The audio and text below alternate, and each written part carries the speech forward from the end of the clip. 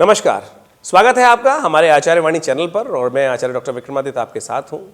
आज हम उपस्थित हैं आपके लिए 1 फरवरी से लेकर 10 फरवरी तक का समय कैसा रहेगा, ग्रह योग क्या कुछ खेलने वाले हैं और जो समय परिवर्तन की तरफ जा रहा है उसमें क्या कुछ आपके साथ होने के योग हैं। देखिए, इस संसार में सब कुछ यावन मात्र पंडाल में ब्रह्मांड में जो कुछ भी है वो सब कुछ ग्रहों के अधीन है और ग्रहों को पढ़ने के बाद ग्रहों की चालों को समझकर हम बहुत कुछ अंदाजा लगा सकते हैं कि क्या कुछ होने के योग दिखाई देते हैं। पराप्रकृति के दृष्टिकोण से इस ग्रह के दौरान एक थोड़ी सी समस्याएं भी उत्पन्न होने के योग दिखाई देते हैं, वो भी हम आपको बताएंगे। लेकिन सबसे पहले बात कर लेते हैं मिथुन राशि वालों के लिए क्या कुछ रहेगा समय। देखिए, मिथुन राशि वालों 1 तारीख की यदि बात करें तो 1 तारीख के दिन चंद्रमा जो है वृषभ राशि में है और वो रहेंगे दोपहर को 2 बजे तक और वो आपके 12वें भाव में चले जाते हैं।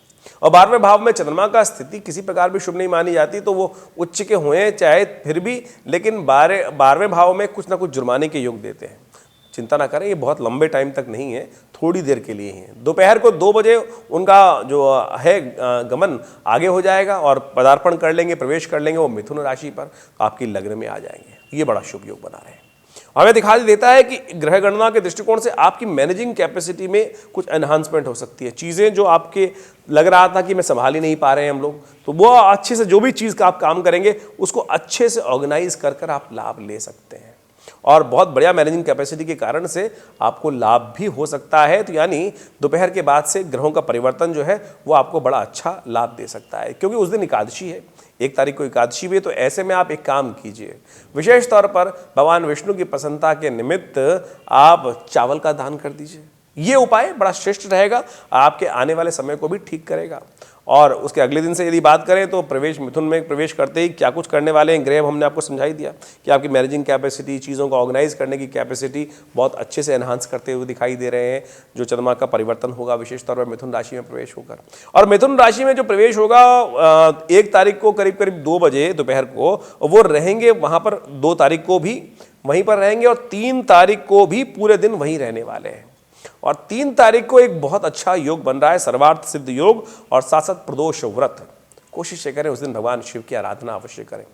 देखिए, आपके लिए तो बड़ा अच्छा ये रहेगा कि भगवान शिव की आराधना करते हुए, देखिए माघ का महीना चल रहा है तो बिल्वपत्र भगवान पे अर्पित कर दें, तो भगवान पर बिल्वपत्र अर्पित करके आपके समस्त मनोकामनाएं सिद्ध हो सकती हैं। प्रदोष का दिन ही बड़ा शुभ होता है, तो सुबह और शाम के समय यदि प्रदोष काल में ये उपाय कर सके तो पूरे दिन में आपको आगे आने वाले समय में इसमें भाग्योदय होने के योग बन सकते हैं।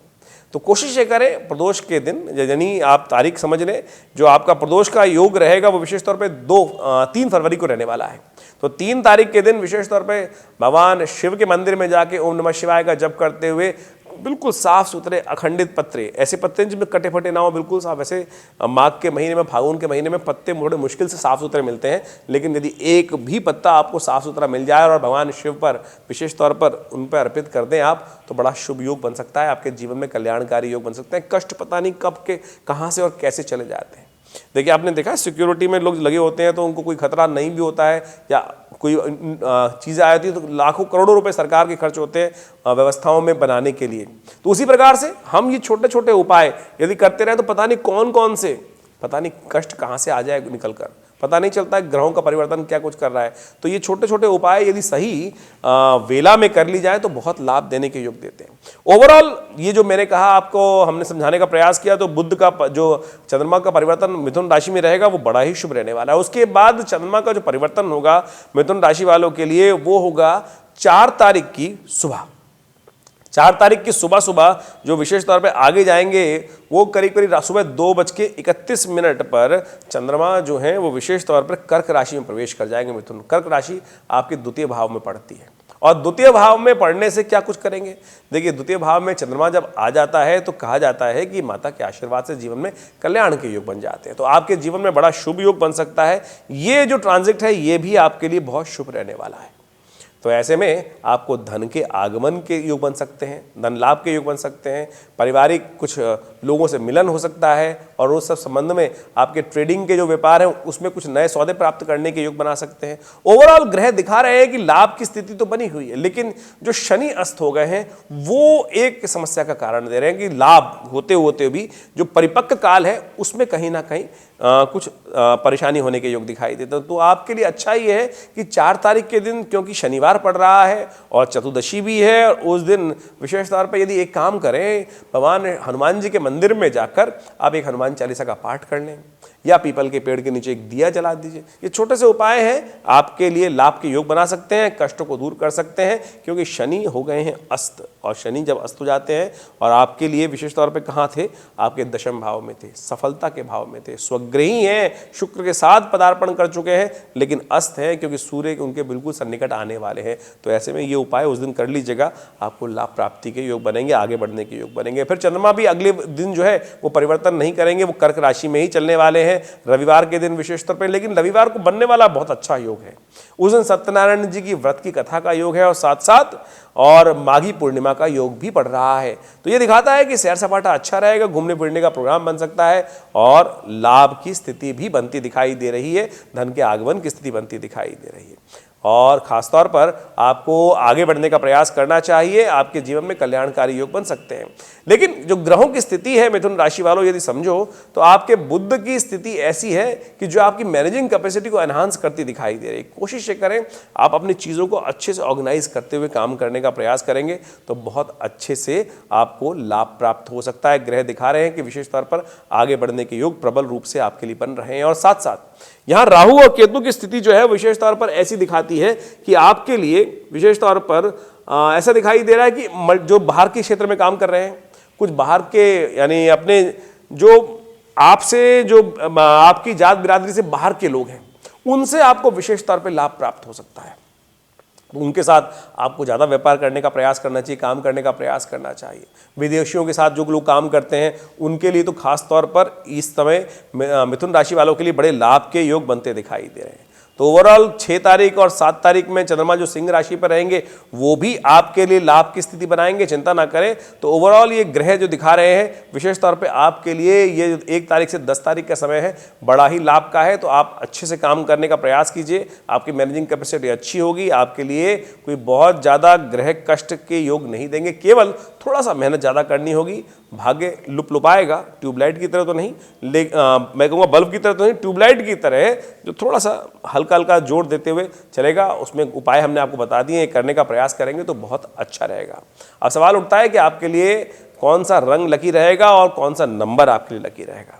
देखिए ग्रह को योग के अनुसार से मिथुन राशि वालों के लिए हमें साफ साफ दिखाई देता है कि यदि ये लोग विशेष तौर पर शनि संबंधी चीज़ों का उपयोग करें, लोहा आपके लिए बहुत शुभ रहने वाला है, लक को उत्पन्न करने के योग देने वाला है, तो इससे आपको लाभ प्राप्ति के योग बन सकते हैं। और खास तौर पर आपके लिए 7 नंबर लकी रहेगा।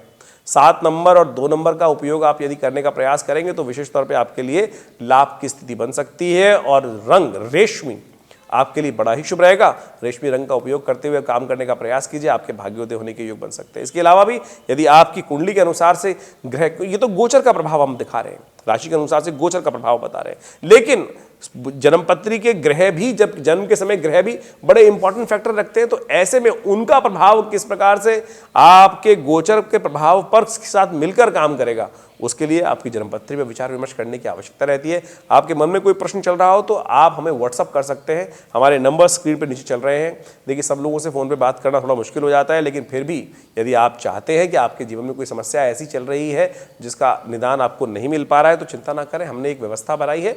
व्हाट्सअप के माध्यम से आप हमें अपने मैसेज को भेज सकते हैं और उनके द्वारा हम अवश्य कुछ ना कुछ निदान आप तक भेजने का प्रयास करेंगे। जो भी आप अपने मैसेज को भेजना चाहते हैं आप व्हाट्सअप के माध्यम से हमें जुड़ सकते हैं और आपके प्रश्नों का निदान आप तक भेज सकते हैं। क्योंकि कारण ये है कि इतने सारे लोगों से बात करना बड़ा मुश्किल रहता है, और तो हमने प्रयास किया है कि आप तक परेशानियों को, आपके प्रश्नों को उसका जवाब देने के लिए व्हाट्सएप की व्यवस्था बनाई है, तो आप उसके माध्यम से लाभ ले सकते हैं। इसके अलावा संडे को, रविवार को भी हमारे आश्रम पे एक बड़ा एक कार्यक्रम रहता है। हर महीने कुछ ना कुछ 2, 4, 5 कार्यक्रम तो होते ही हैं, लेकिन एक व्यवस्था के तौर पे, नित्यप्रति के तौर पर रविवार के दिन एक विशेष कार्यक्रम रहता है, तो उसमें आप सम्मिलित हो सकते हैं यज्ञ में सुबह 8 बजे से लेकर करीब करीब 10 बजे तक। तो आप आइए, माँ भगवती का दर्शन करें, माँ भगवती का आशीर्वाद देकर जीवन में कल्याण का योग बनाएं। ये भगवती की जो हमारे आश्रम में प्रतिष्ठित मूर्ति है, ये मुल्तान से आई करीब करीब आज से 70 साल पहले आज़ादी के टाइम पर एक व्यक्ति आए महानुभव, और वो मुल्तान से इस मूर्ति को किस प्रकार से बचा के लाए। वहाँ पर समस्त मंदिर विध्वंस किए जा रहे थे, ट्रंक में बंद करके ये मूर्ति लाए, और बड़ी चमत्कारिक दिव्य मूर्ति है और उनके चमत्कार अकथनीय हैं, और उनका दर्शन करके आप अपने जीवन में कल्याण का मार्ग प्रशस्त कर सकते हैं। तो आइए विवेकानंद योगाश्रम में माँ का दर्शन करें, जीवन में कल्याण के योग बनेंगे, कष्ट दूर अवश्य होंगे। धन्यवाद।